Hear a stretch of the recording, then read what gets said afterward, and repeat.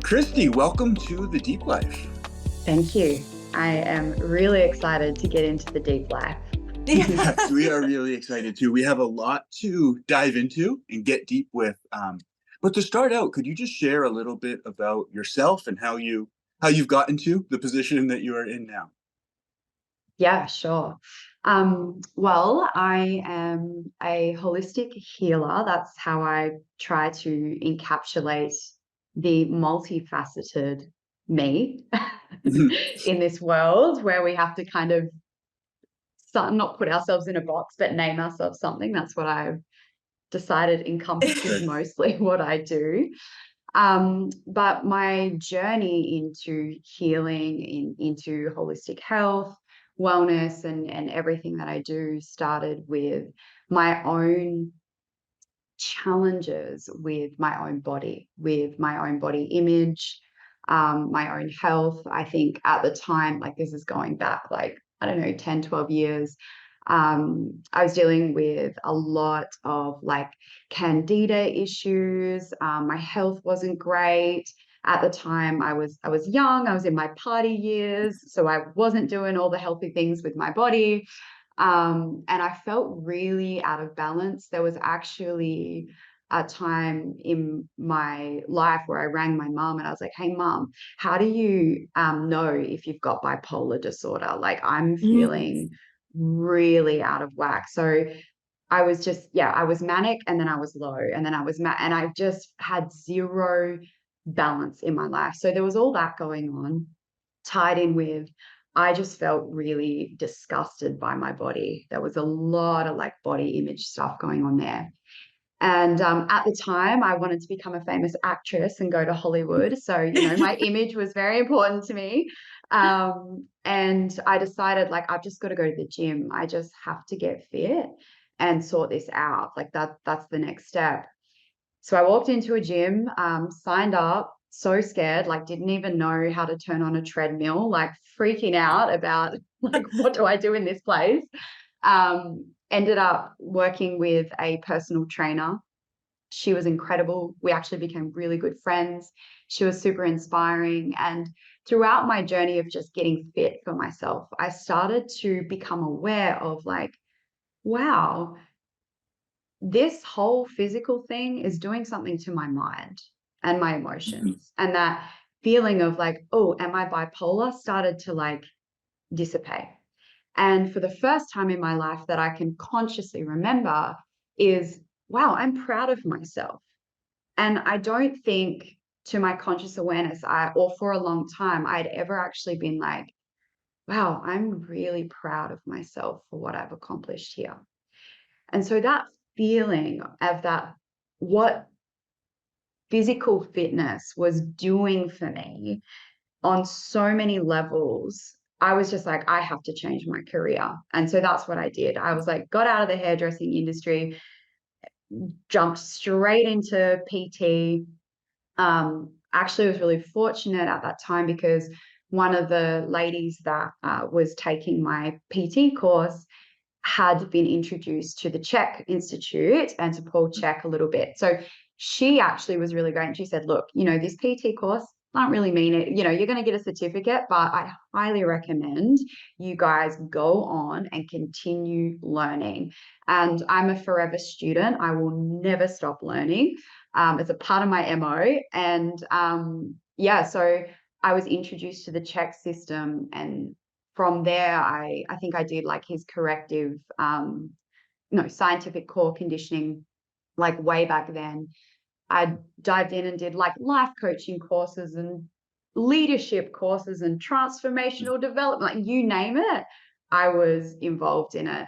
Years later, I went through the Czech system, became a holistic lifestyle coach, level 2, and then Czech practitioner, which I think is now integrative movement specialist, or there's a different name there, which I think is a level 3. I don't know, it's all changed. So I moved through that. And along that journey, that kind of sidelined that little journey, I fell in love with martial arts. I remember seeing a girl in the gym, like punching and kicking this boxing bag we had hanging up. And I was like, wow, that looks so powerful. And I want a bit of that. And so, yeah, I walked into a Muay Thai gym, knew nothing.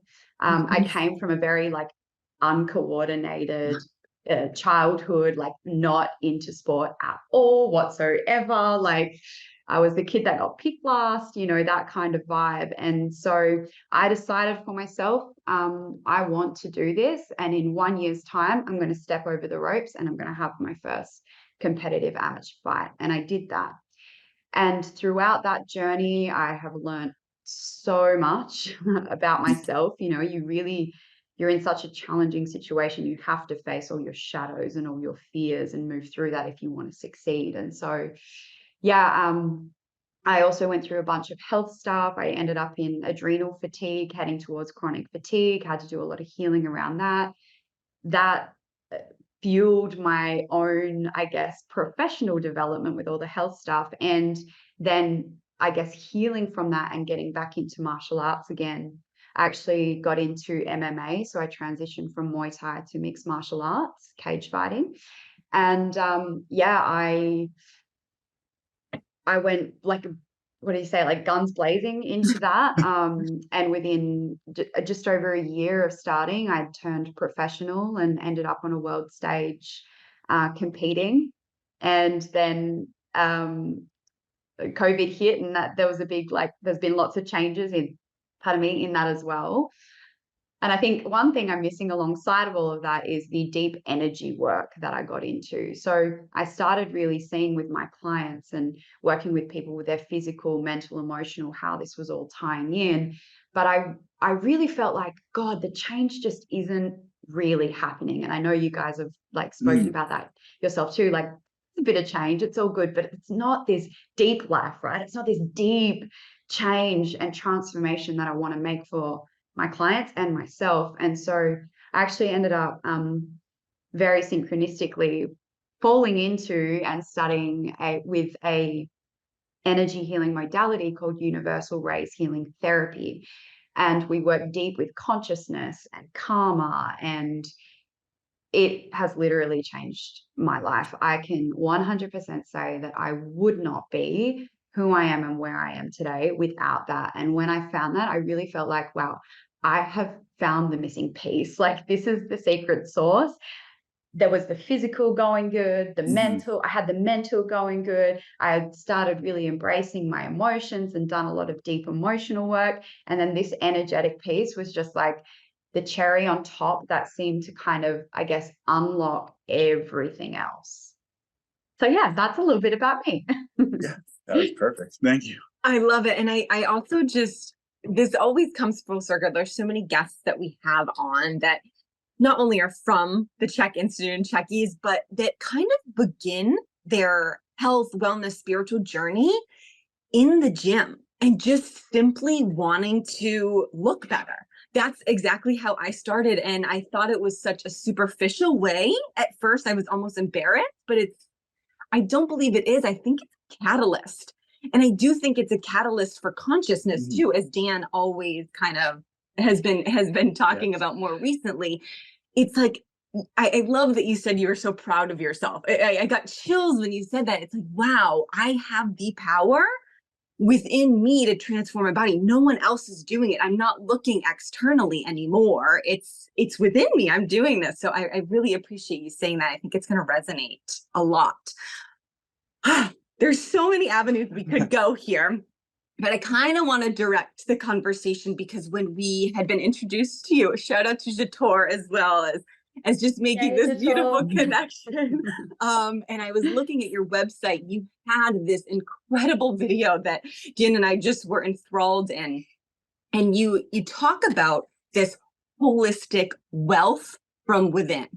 And it's kind of like the umbrella, if you would. And I don't want to put words in your mouth because this is coming from you and part of how you teach people and your philosophy. So I'd love for you to dive into it. But this holistic wealth from within. Wealth, of course, is going to be financial, but it's so much deeper than that, right? It's energetic wealth. It's relationship, career. It's health, the wealth of health that we have within our body. So I'd love for you to get into what this means for you, how it's practical, and how it can help us understand that everything is within us. As above, so below, right? There is, what's projected outside in our reality is just a reflection of what's in us. And to use you as an example, and me too, when things are out of balance or out of whack, almost our life is going to reflect that. And it's not necessarily a bad thing, where people, I think, begin to panic and aren't sure what to do. But it's like, no, this is okay. We have the ability within us to kind of holistically bring everything into balance. So if you could kind of dive into that. Totally. I think you've nailed it first and foremostly. Like, what else do I need to say? You did that perfectly. But yeah, I think like the first thing is like that holistic piece. It's realizing that we are a whole being. And I think, even when we think about wealth, yeah, like you said, the first thing when you say, oh, how wealthy are you? You automatically think money. We're conditioned to think money. And finances, money, it's a big part of our physical material life. We need it. We got to put food on the table. There's things we want to buy and do. And, that should be all available to us. But often we don't think about all of these other parts. And so I like to think of it like the holistic piece is like, you've got all of these areas of your life. If you imagine a circle and then all the different areas around it, maybe there's money and there's relationship and there's health and fitness and like hobbies and personal goals, whatever you can think of is around that. And we tend to think, yeah, like you said, the outside, we focus on the outside, like what can I do to improve my financial health? What can I do to improve my relationship with my body, my physical health, blah, blah, blah, blah, blah, right? So often we're so busy focused outside on fixing those things, when holistically, like what is in the center of all of that is you. You are in the center. So that's like one piece of the holistic piece is like, you want wealth in whatever area, whatever that means to you. And because it can mean different things to different people and different things in different areas of life, who is driving that? What is driving that?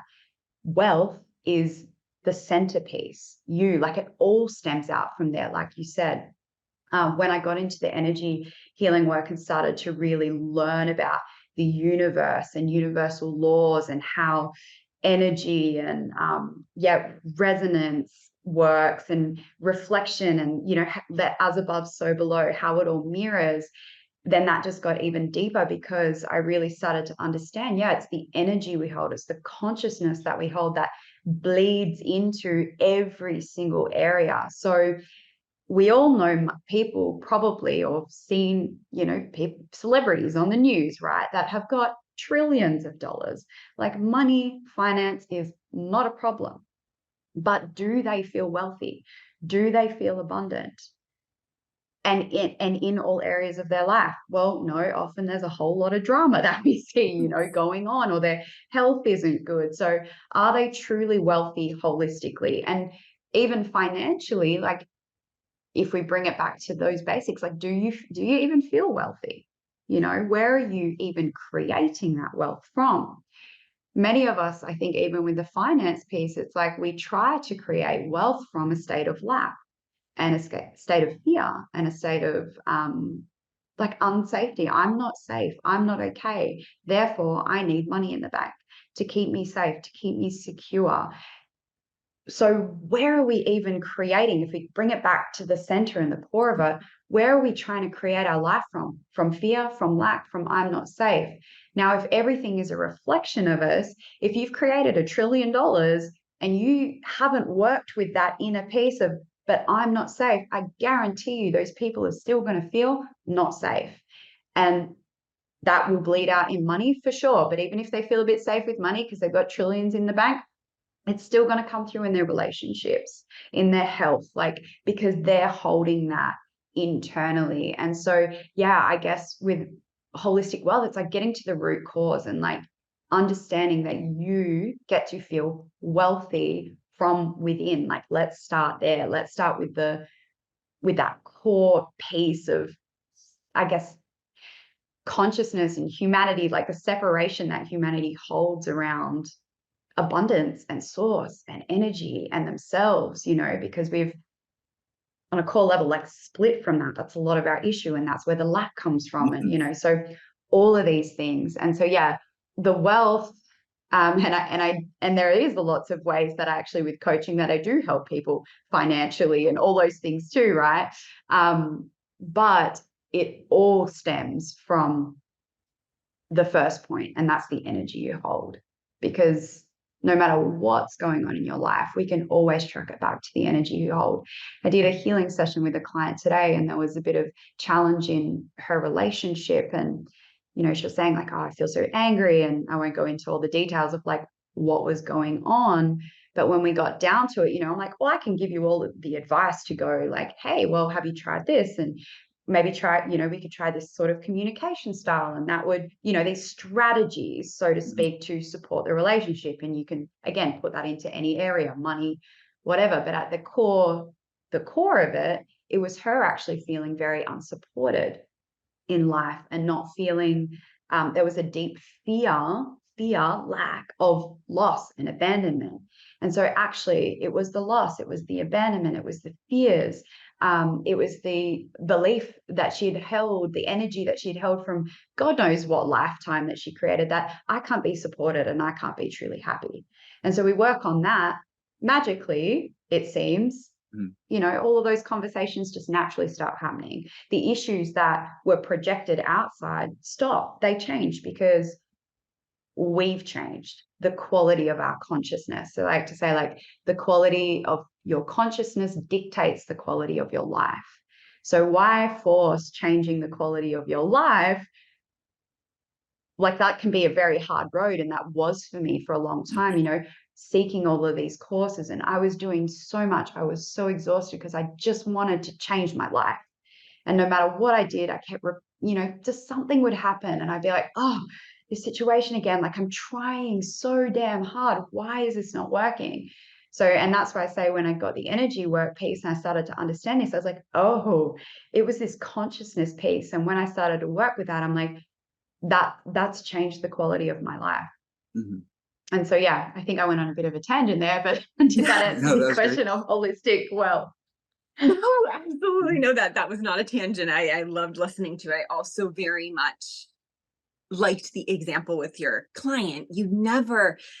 There's always a question, a question that can be asked on a deeper level that uncovers almost this gift that our thoughts and feelings give to us. Joe Dispenza talks about that thought feeling loop that we get stuck in. It's like the thought that's accompanied with a feeling, and we're almost, I want to use the word addicted to it, because that's what we're used to. And I just know this from myself because I feel it. I feel it on such a level. I have a thought, then I get the feeling, or vice versa. It happens to me kind of both ways. And I almost like love the stories that I tell about other people and I know I've done a lot of introspective work over the last year. I'm not mad at anybody. Like, I'm not mad at Dan. I'm not mad at my friends. I'm not mad at my mother, whoever it may be. I'm almost angry with myself because I'm not giving myself exactly what I need. So I'm going to project that and, it's Dan's fault. It's this person's fault. It's that person's fault, or it's a circumstance's fault.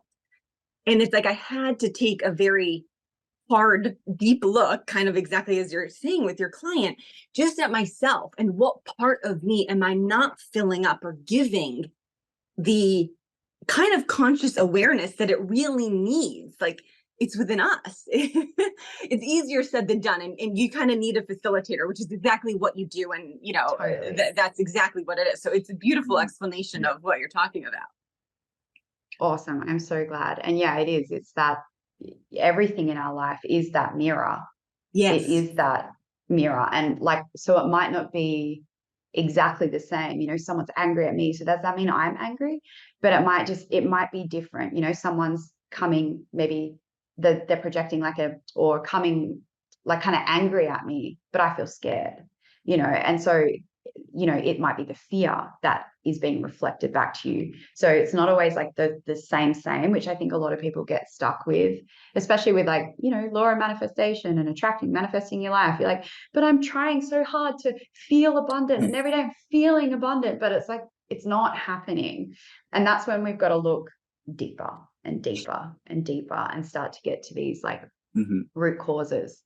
Yeah. And not deny anything. So yeah, like take that hard look and be like, okay, actually there is a part of me that, you know, that struggles. It's the same with the body image stuff. You know, I did all this work, you know, like training and getting fit and healthy and, you know, all these things. And then when actually I got into my martial arts career, I realized I hadn't actually dealt with it, because in fight sports you have to weigh in, so there's like a weight class you have to make, and so there's all this dieting, there's this whole process to like make a certain weight on the scales, and so your body's fluctuating so differently. And there was actually a point that I jumped on the scales like 6 or 7 times in a day.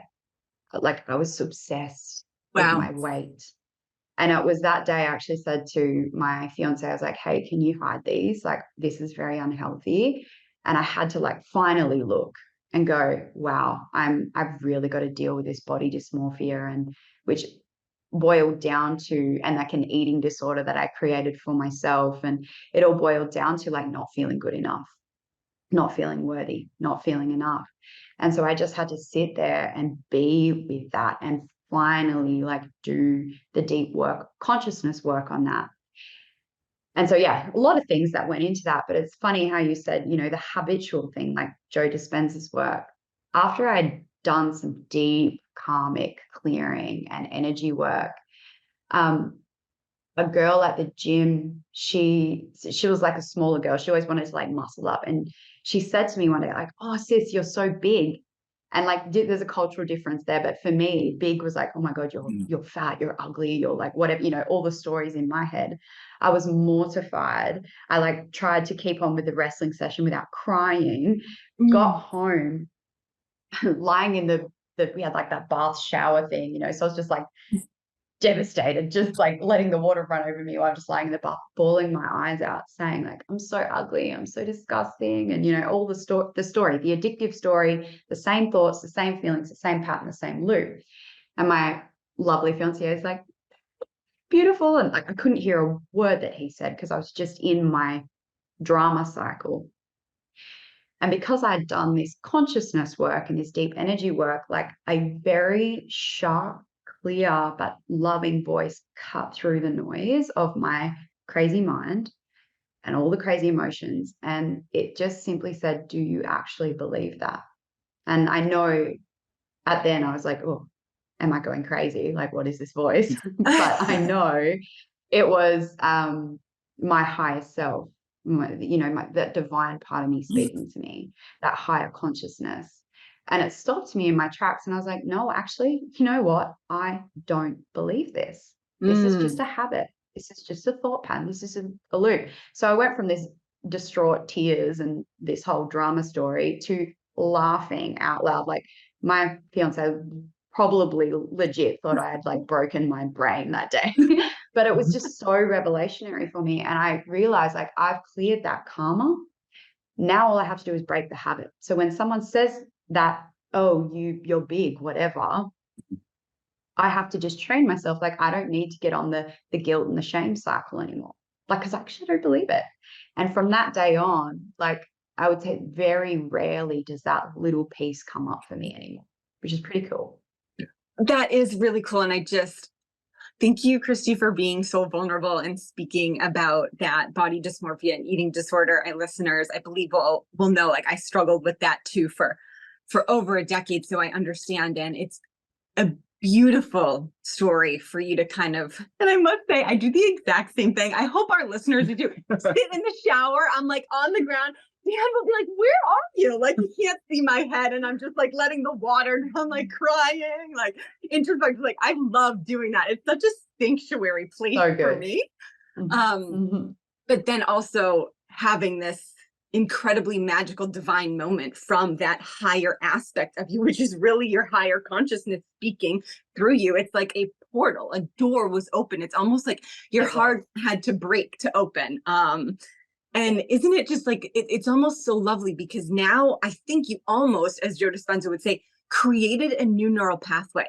Because in that moment, you were able to go from the probably darkest moment that you needed to then experience the love for yourself. That if it ever came up again, a harsh word, a critic, or after that, it's like, all right, I'm going to acknowledge it, but I'm not going to attach to it. And I can bring myself back into that joyous love, laughter that's deep within me, that's also available in the exact same moment. Yeah, exactly. Yeah, It's powerful. There's something so powerful in that moment of kind of hearing that voice, but knowing, like capital K, knowing that that's the truth. And that in that moment, you can separate like the essence of who you are from the stories and from what your ego has been telling you for so long. I think that resonates so much. Yeah, you're so right. And it is that, like you said, that capital K knowing, because it's not something you can fight with. You know, when you're trying to do like mental affirmation, you're like, I'm great. And like you've got that shadow aspect that's like, I suck. And you know, you're basically having a war with it. But when that higher consciousness and that higher frequency steps in, like there is zero doubt. It's like you can't even put up a fight with it. Like you could try, the ego could try a little bit and be like, believe you, but it's just you can't even stick to that because it's so soft, but it's like it just cuts through the noise. That's beautiful that you said that. That reminds me of like the example you used earlier of people trying to use the law of attraction, and they're like, I'm abundant, but deep down they know that they don't believe it, and there's like a desperation to like, if I can just be a little bit more abundant, I can get more stuff. And it's sort of the opposite of that other feeling of just knowing, oh, okay, I am abundant. This is all going to work out. I know it's coming. And they're so different, but it's like you just need to just keep becoming more and more aware to differentiate the two voices so you can realize it.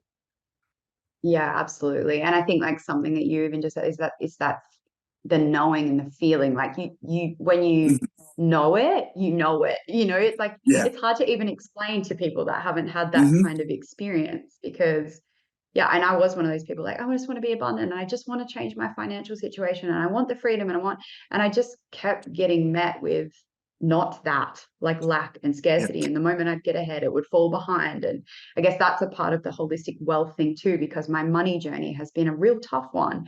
And so to be able to transform that and feel maybe I've got no money coming in and feel wealthy and feel at peace, great. And to have money coming in and feel there's nothing changes. I think that's a really important part of it that's too. so powerful. When you were using the example earlier, which I love, the sort of, you're so saying like talking about like holistic wealth, and you're saying like it's that center part. And as you're saying that, I was picturing almost like the like eye in the middle as the little circle, and then all these spokes coming out off the wheels. And I think that so much we tend to want to compartmentalize our life, and it'll be like we'll be that one center, but then we'll have to go follow one spoke to the finances, and then come back to the center and go follow one spoke to our health, and all these different directions that we get pulled in. And we're constantly like draining ourselves and taking away from one aspect to get to the other, or we're like robbing Peter to pay Paul, and we're destroying our health to make money. Or then we're like, okay, now I'm unhealthy, I need to neglect my finances and just really focus on my health. And we get caught up in all these things. And as you were describing that, like the center, I was thinking if we can just expand who we are and grow our consciousness to encapsulate all of those other parts, then we get them all, and we don't need to drain from ourselves. But how can we? That's awesome. How can we like kind of find that emotional balance and not keep draining ourselves in one direction and the other? Like, how do we actually expand the part of us that's in the center? Yeah, I think like awareness is like number one thing, is just becoming aware that, things aren't working, that like that self-honesty when you have to go like, oh, okay, and even in that, I think, and speaking of emotions, I think a lot of people really fear looking at the shadows. Like it's when you've not done it before, it's so scary. It's like I'm literally going to die if I look at this or admit that I don't feel good enough, or or I have an eating disorder, or like whatever it is. It feels like death. Having done this work for a while, like I love and embrace when challenge comes up. I'm like, oh, great. It's like sometimes I'm like, oh God, but there's never that intense fear anymore, because I know how the universe works, how energy works. And then this is just a piece, like this is a gift. I get to move forward. I get to transform this. So I think like awareness and being honest with yourself, B, knowing that it's purposeful. You're not just like I think a lot of my clients feel they're going to be stuck. Oh, if I go into the sadness, if I go into the emotion, if I go into the shame, whatever that I don't want to look at, that I'm busy running away from or denying or medicating or whatever with my life, like I'm going to get stuck there and I'm never going to come out of it. But the opposite happens. The moment you go there, that's actually the key that transforms you. I'm sure like everyone, or maybe not everyone's heard that, but what you resist will persist. Mm-hmm. And so like it's such a beautiful thing, and it's something we have to remind ourselves all the time. So if we're running away from these shadow parts, from these parts that we're rejecting of ourselves, like that's going to persist, and that's going to get really damn loud. So you can hear it, so you can see it. So I think firstly to expand that is just knowing that that's kind of why we're here. This is just a part of life, and this is why we're here. And if we can kind of take that view on it, then we know it's, oh, well, I owe this to myself. This is part of my responsibility to heal this part. Like everyone's healing. I really love it talking about taking the shame and the stigma out of emotions. Because I think, when we're looking at these shadow parts of ourselves, that's where it starts. It's usually very emotional, like whatever it is we're dealing with. And look, I think we're getting a lot better now, but generationally, like most people I speak to are like, yeah, well, my parents, like there was no emotional kind of talk. It was like, oh, you're sad here. Quick, let me give you an ice cream, a lollipop. Let me like fix you. Like there's this inability to sit with and to be with those emotions. And I think a lot of it is because we fear we're never going to get out of it, or there's this shame and stigma around it. So the first step, I truly believe, is learning to sit with that. Have someone facilitate something for you so you can like just be with that, and watch how effortlessly and easily that can transform. Because when you're in that emotional state, or you're in like a shadow, or there's a limiting belief, like I'm not good enough, I can't do this, your energy field, because you were talking about expanding into all areas, it literally shrinks, it contracts, it doesn't shut down. We're always connected to this, but it's like it gets smaller, and it gets more challenging to be able to expand all areas of our life. And so when we can do this karmic work, literally your energetic field is expanding and encompassing all of it. I think like I feel like there's kind of like two questions there. And then like, how do we stop draining all these different parts? I'd say it's like really like looking at that analogy again, like, oh, I'm in the center.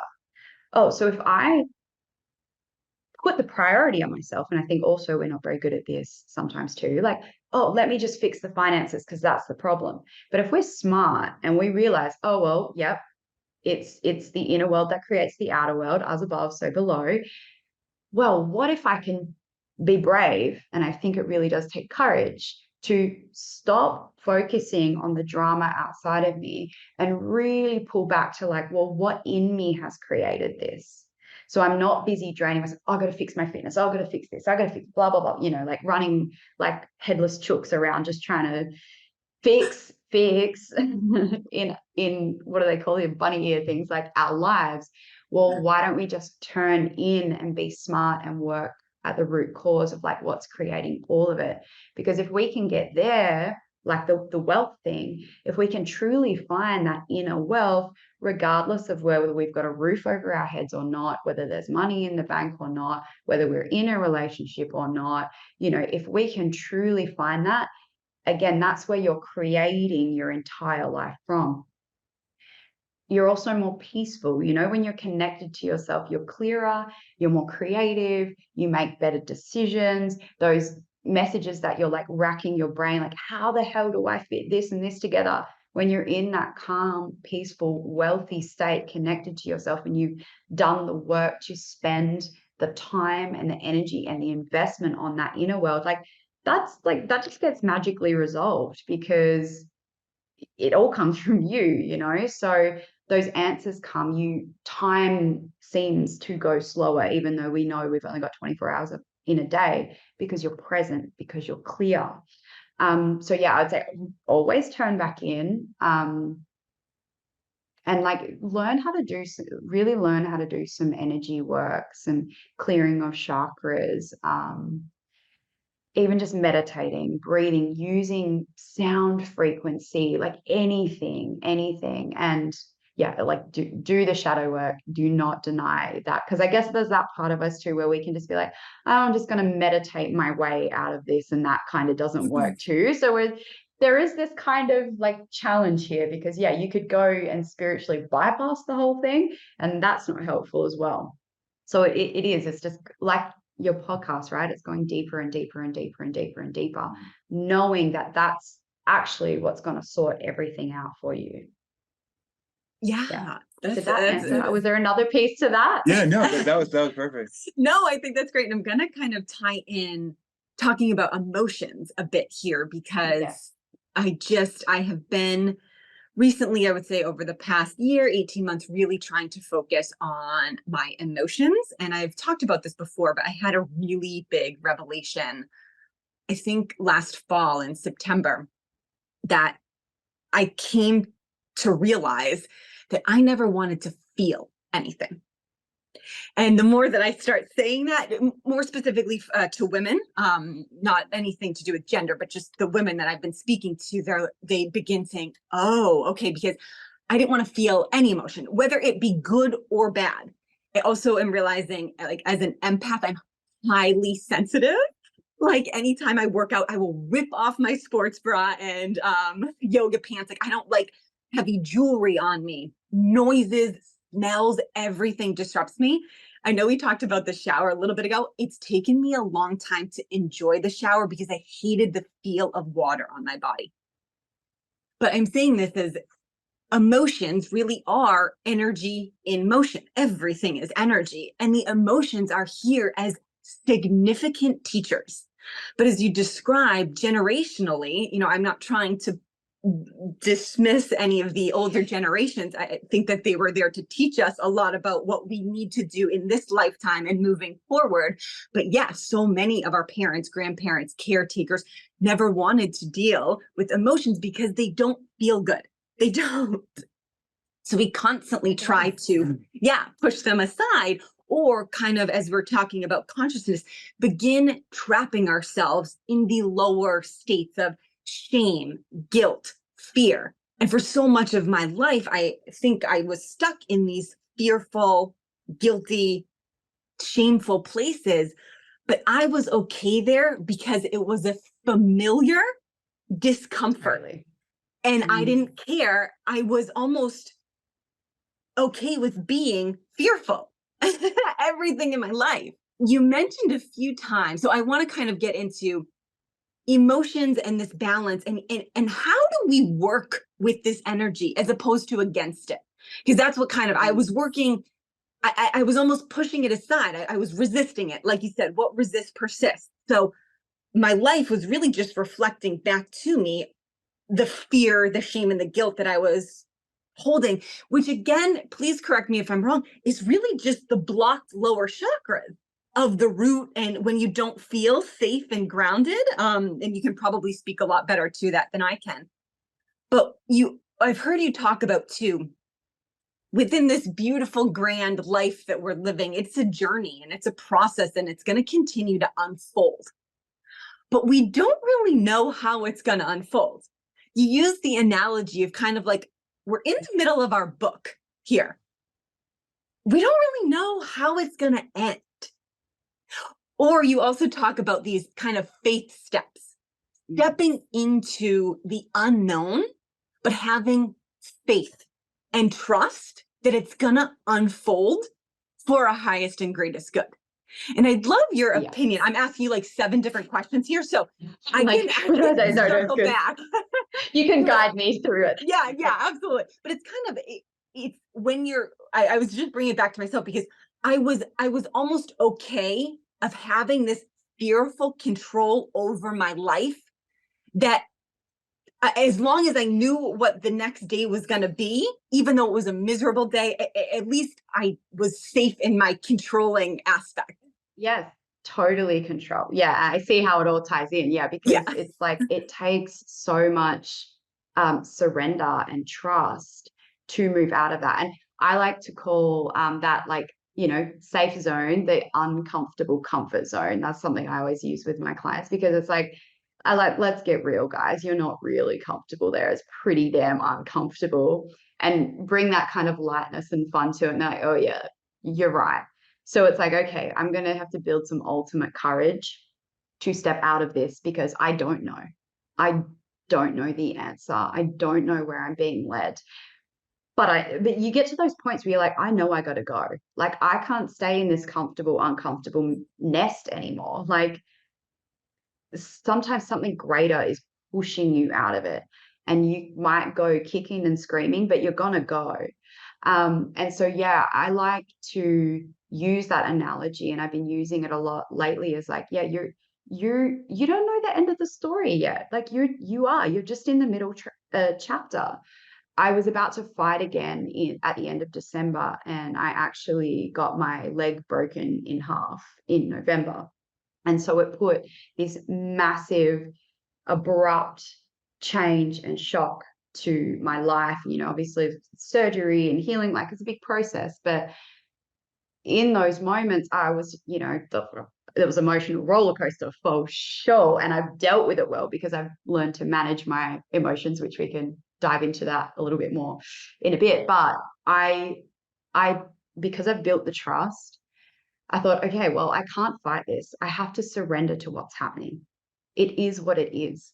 I'm involved in like a deep light worker, spiritual, like, get on your spiritual path school at the moment. And there's a pillar that we talk about, that we focus on, and mine is the pillar of acceptance. So, like, that's a big lesson that I'm learning in this life, and working with, and it's just accepting it.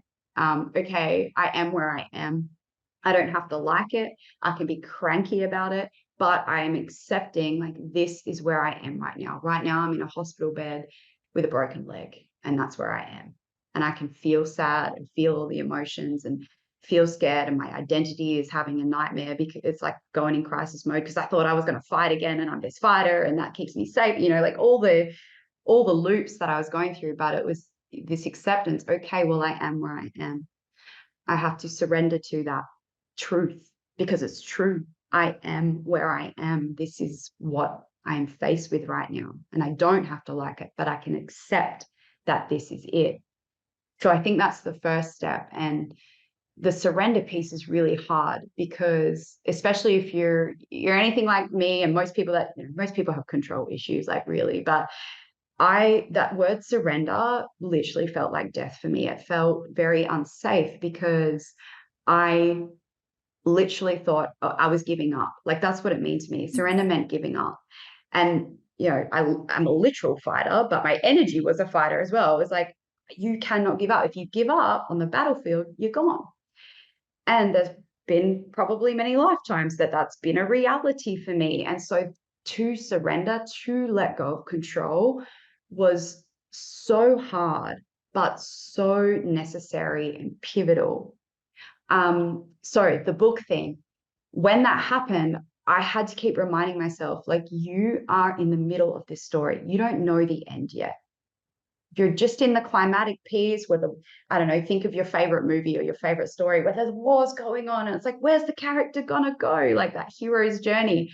We don't know the end of the story yet. And so when we're getting flustered about the future and, oh my God, but this isn't happening and I was meant to do this and da da da da, and I don't know where it's going and I'm freaking out, you know, all the drama that we go into, it's just like, hey, I don't know the end of the story.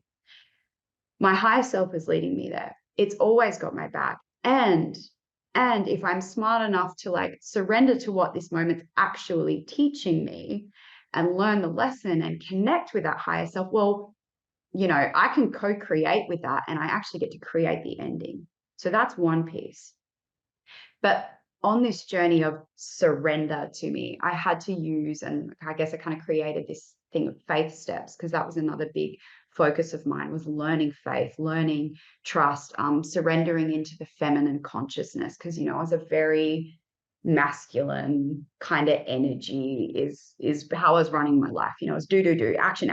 Like I never stopped kind of thing. And my body's like, stop, literally broke my leg, like stop, surrender to this, right? But before that, because obviously I couldn't walk to do faith steps, I had started working on these faith steps, and I knew I had to step into trust. I knew I had to step into faith. I knew my path was so unclear, and everything in my life at that point was crumbling. Nothing was working. My business wasn't working. Money was draining out of my account. I was getting injuries, like you name it. Like everything was just, I felt like was being stripped away from me, and it felt very scary. And I didn't know the end story. And I was so badly for a long time trying to control the outcome. And so I started just going for walks. I'd walk my dog every day, and I would just literally with every step just say to myself, like, I'm stepping into faith. I'm stepping into faith. I'm stepping into faith. It was a very mental thing to start with. But the intention I set was like, I want to experience faith. I want to know what this feels like, because I had no faith. I had no trust. I want to learn how to trust. Like, that's my intention. So our intention is so powerful. So when we're conscious with it, if you ask, you will receive. So be clear of what you're asking for, right? And what you're intending. So yeah, I would just be stepping like, okay, I'm stepping into faith. I'm practicing stepping into faith. I'm practicing trust and practicing with every step or every walk. And there's something beautiful about being in nature and all the sounds, you know, I think that's just, you know, it's so supportive to all of us. And then after a while, I would just start feeling like, oh, I feel a little bit happier, or I feel a bit more trustful, or all of those emotions that of fear and all of the thoughts of like, oh my God, what am I going to do? They just started to slowly slip away because I was allowing that. And so very gently, I'm learning to step into faith. I'm learning to step into faith.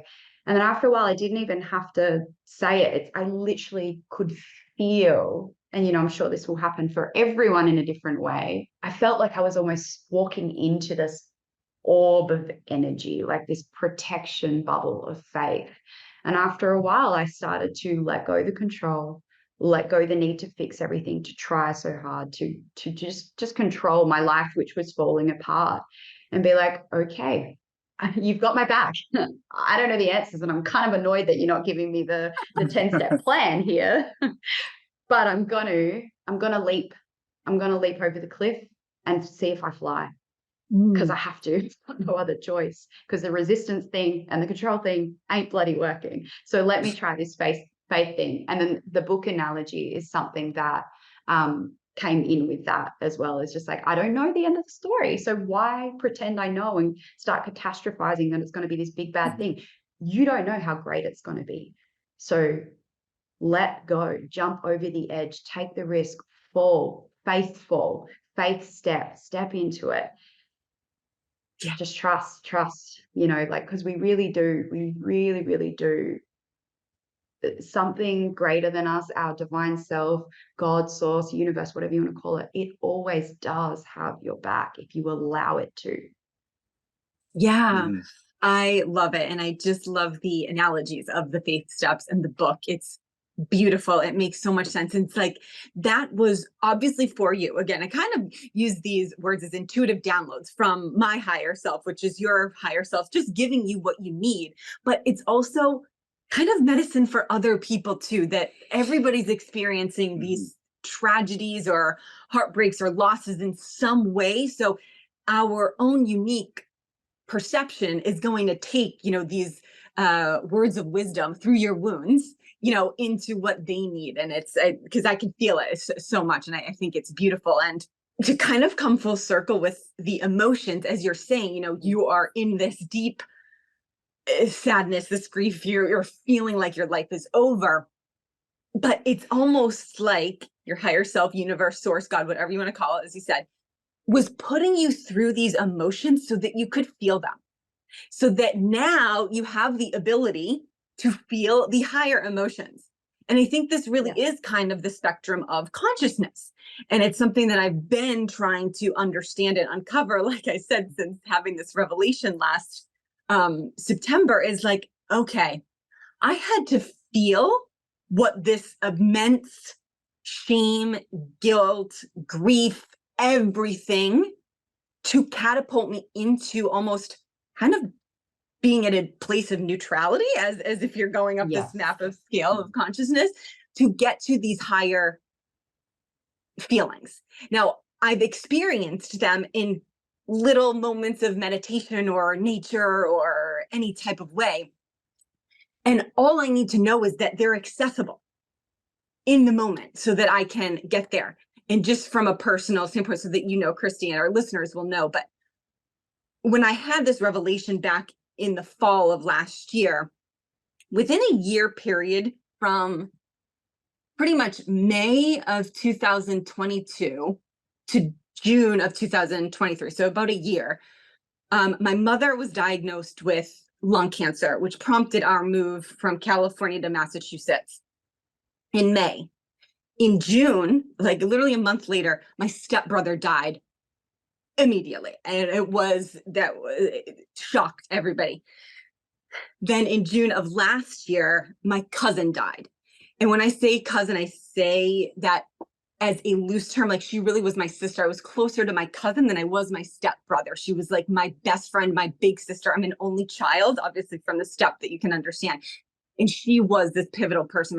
So I had to feel everything within this kind of year, 18 months. And I resisted it for so long until my cousin died. And it was like, all right, I threw my hands up, and all I did for like 5 months was nothing but cry and grieve and honestly feel sorry for myself, because part of me needed to do that.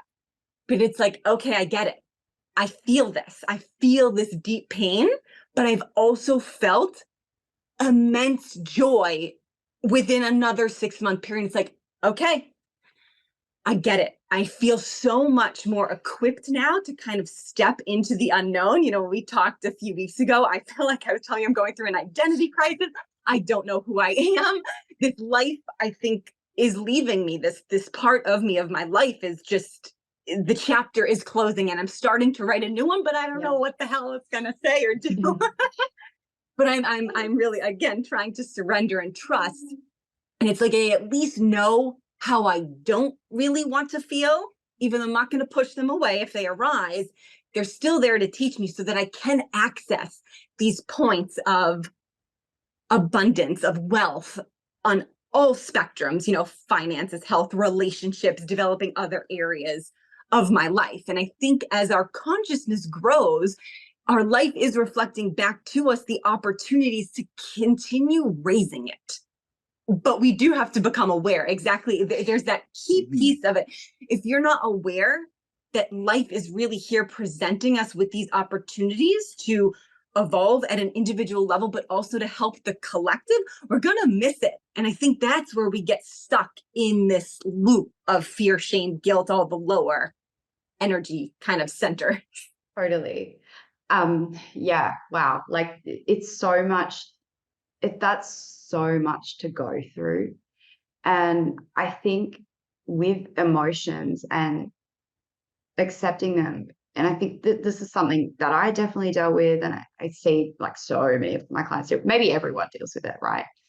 Not that I can speak for everyone, is just this feeling of needing to be strong, to have it all together, to not be a burden, or whatever stories we've got around it. We've got a bazillion stories around emotions that we've inherited, that we've made up, that we've learned, like, oh, well, maybe if I cry, I get an ice cream. Maybe if I cry, I get sent to my room. Maybe I don't get attention. Maybe I do get attention. So there's all this like inner child stuff as well that comes in there. But it can go a lot deeper than that. It can go past lives and, all of these things. But I think that the biggest thing for me personally, and I think, I'm sure you guys would have talked about this with Jator as well, because he dives so deeply into all of this, is like just letting yourself like acknowledge what is there for that part of you, right? That aspect of you, that piece of you, like this is so much. Like I just dealt with so much, and not have to try and be strong or be what it, and it doesn't mean that you're weak. It's just for a part of you. It's acknowledging like, man, things are just really hard right now. And I am really sad. And like no other story, no justification, just acknowledging like that sucked. And like the end, like that's all you need. I think that is such a huge key for people, to just have the permission to just feel what they feel, or having the acknowledgement that it's okay. When you're dealing with these things, when someone says to you like, wow, that must be really rough. You're like, oh my God, finally someone sees me. Like, yes, it's so rough. Like not trying to fix it, not like, what do we have to do? It's just like, man, yeah, like that must be really hard. Full stop. Mm-hmm. Nothing. And then and I think the other piece is silence.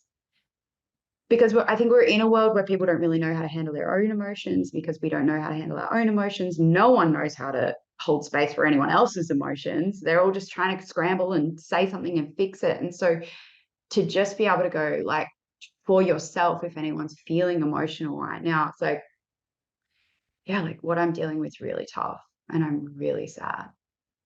And just sit there in the silence and watch your body, watch yourself trying to grab the phone, eat something, try and get someone to come and, or like whatever your habit is. Everyone's going to have their own thing, but just see if you can just watch it. The other thing I like to do actually is not so much when I started this whole emotional journey, but now is like really call in my higher aspects, my higher self to hold me, so it's like, okay, I'm about to go into a really emotional state. Things are really hard. Like, hey, you can say whatever, self, my higher self, my limitless self, God, source, whatever, my angels, guides, like whatever you want to connect to, right?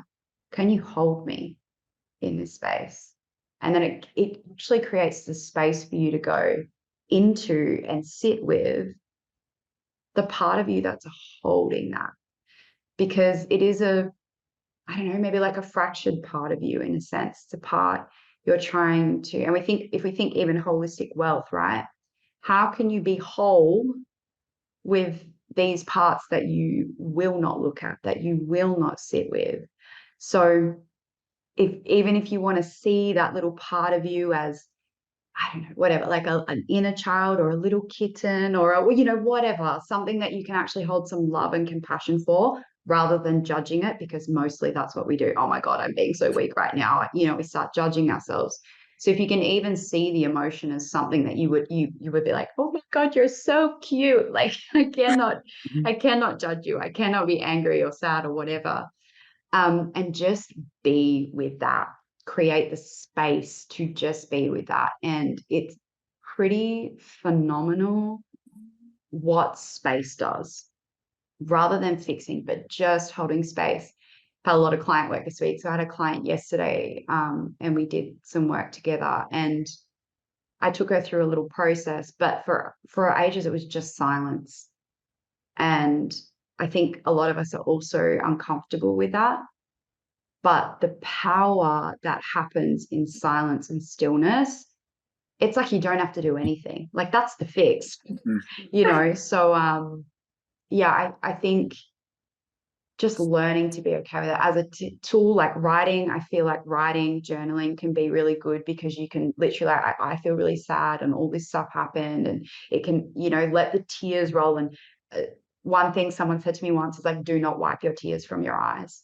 Like let them stream. Do not touch, you how that have that ability where you just want to like wipe your face. And that was really cool too. Like that notice of like, oh, I want to hide the tears. And it's like, no, let them fall till they're done. Let yourself feel. Feeling is healing. It's moving, like I said, energy and motion. It's moving the stagnant emotions. It's you're finding the gifts. You're learning in that, you're learning love and compassion for yourself, and you're learning love and compassion for other people. And so see your emotional state as a gift. And our, we're emotional beings. It's a part of life. Like they fluctuate. And the better you can hold space and emotions for yourself, the better other people will learn to as well. At the start, maybe it's worth reaching out to a coach or to, a healer or someone if you don't have anyone in your life that can hold that space for you. Because I know that moment when you want to be really vulnerable and you're like really emotional and you're like, I just need someone to sit there or to say it's okay or whatever. But like, someone's trying to like fix you or be like, oh, it wasn't that bad. Oh, it's not that bad. Or just be grateful. Or at least like none of that shit's helpful. So sometimes at the start, and it's not even those other people in your life. If you've got a lot of people in your life that do that, it's not even their fault. They're just trying to the best they can, and probably a great reflection of how they deal with their own inner emotional world, sure. right? But find someone that helps you to navigate just getting in touch and in tune with your emotions, and actually how beautiful that process can be, because in the depth of sadness and grief, you can find such deep love, and those moments of peace can be found through like the hardest things. So there is a lot of beauty in feeling the emotional pain and transforming it in that way, not by doing anything on the outer circle. It's all that inner circle. Yeah, and absolutely. Did that answer the question? No, yes, I love that. I feel like it's such a great way to almost like wrap up, like everything's within us. And this is, again, the key to the deep life. As you are saying it, it helps you discover who you are deep down, especially from an emotional, energetic level of what you need to give yourself. Is it something that you can fulfill? Or like you said, do you run to food? Do you run to social media? Do you run to shopping? That's always going to be those quick dopamine hits to just make you feel better for a second, and then you spiral down again. And I'm simply speaking from my opinion and experience. Like, this is what I did. I emotionally eat or shop, and I do tend to find myself doing it, but at least I'm aware. I can now understand when I feel something really uncomfortable, where my mind goes. What do I need to do? And then I have to, again, look introspectively. Okay, can I give this to myself right now? And sometimes it's like, Yes. no, you're not in the space to go ahead and have, a piece of cake or cookie, like allowing myself to do that and then not spiraling down. Like, this is going to make me fat. You know how it is. But I also I know. Yeah. I know that story. And then just to kind of wrap up, I really appreciate what you said about finding someone that you can almost sit with just to hold that space. And what I've also found is so important, like listen to your body's cue. If you typically do run to a friend or colleague, family member, and they're trying to fix you in some way, that's probably not an energetic match because their energy can't hold it. So like you're saying, Kristy, like I feel like it's kind of weird. Like I feel very held in this space right now to talk to you, even if it's virtually, because your energy, like I can feel your energy is very warm and welcoming and accepting and probably healing and transmuting what needs to be transmuted. That's how you can kind of tell when you're in the presence of a quote unquote healer. You're not doing anything. It's just that you've raised your frequency and your consciousness level enough to hold the space for someone else. And I've had to try to understand, like, in this world of competition and doing and better and being labels, as we talked, to kind of bring it full circle, like, I'm a healer, I'm going to do this, this, and this. It could honestly be just fixing your own energy and frequency to heal someone else's without even them knowing. Obviously, they need to accept it, but it's just holding that space for them. Yeah, totally. With one of the trainings that I'm doing at the moment with one of these courses. We've called a caretaker of sacred light, and it's literally like all in the background. You know, like you literally create a space and you do nothing. You know, like obviously we're doing something, but there's no touching, there's no talking. It's just like it's the space, and it's magical. And we've had over the past year and so that I've been working with this, we've had moments where we've had to like go out into, I don't know, like a busy shopping center or whatever, and like run what we call our spiritual current and hold that caretaker space. And it's really cool to watch what happens when no one knows. You're just sitting there doing nothing, but it's part of that frequency and that energy. And so yeah, like I said before, if people can start working with their chakras and their energy, like things will change. And working with their shadows and their karma, like that's the answer. You work, you know, we got like 12 energy bodies, and the emotional body is one of them. So all of that could be stored in the emotional body, which is connected to the solar plexus, which is deeply connected to our sense of self and our inner child. And like the sacral chakra likes to go and connect with everything, so it like attaches to a place and a story, and you know, it's this very kind of social chakra. And so when you can start to actually start bringing some life force into that and energy, sometimes it gets worse before it gets better, because you're literally illuminating it to see it, but then it clears. And when you do this work, and what I've experienced, because I was like such an emotionally, what you would call maybe unstable person. I was emotionally unstable. I told you about the whole, am I manic depression? I don't know. Like there was so much. Then I went to just being like this strong fighter who doesn't show any emotion, and toughen up and don't show anyone, you know, and had all the stories. No one can hold me. No one understands me, or they'll leave me, or it's bad, you know, like all the stories about emotions. And then to, again, I really resonated with you. Oh, I just cried every day. And that's actually what did it. You know, like when I was moving through that body dysmorphia stuff, I let myself cry every day, to the point where my partner was like, are you okay? Do you need some help? And I was like, no, I'm actually okay. I don't, this is perfect. What I'm doing right now is perfect. And I'm sorry it's uncomfortable for you, but like, this is perfect. I'm okay. I don't care if I have to cry every day for a year. Like, I know this is what is helping me. And now, obviously, I still get emotional. We all do, but it's so subtle and effortless and easy, and there's an embrace of it, and I love it and I enjoy it. You know, it's almost like a ceremony and a process of like dealing with my emotions, rather than it being this overwhelming chaotic mess that it was before. That was like, just like, my life was just crazy. So yeah, from crazy to not feeling anything, like you said, to like just having this emotional balance and this completely different relationship with emotions. And yeah, it's like a deep desire to share that with other people as well, because I think it's a massive healing piece for the world. It is, yeah. I want to tie in one thing quick. You mentioned like stories a bunch, and I love that.